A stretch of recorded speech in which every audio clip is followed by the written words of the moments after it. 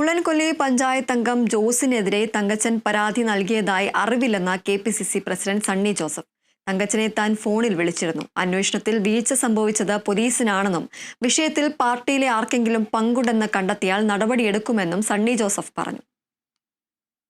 തങ്കച്ചന് ഒരു കേസുണ്ട്. തങ്കച്ചൻ നിരപരാധിയാണ്.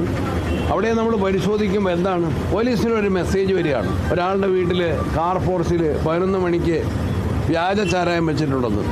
ഒരു പ്രൂഡൻ്റ് ആയിട്ടുള്ള പോലീസ് ഉദ്യോഗസ്ഥനാണെങ്കിൽ ഒരിക്കലും ഒരാളുടെ വീട്ടിൽ കാറിലല്ല, വീടിൻ്റെ ഉള്ളിലല്ല, ഏതെങ്കിലും മുറിയിലല്ല, അലമാരയിലല്ല മദ്യം വെച്ചു എന്ന് പറഞ്ഞത്, കാറിൻ്റെ പോർച്ചിൽ.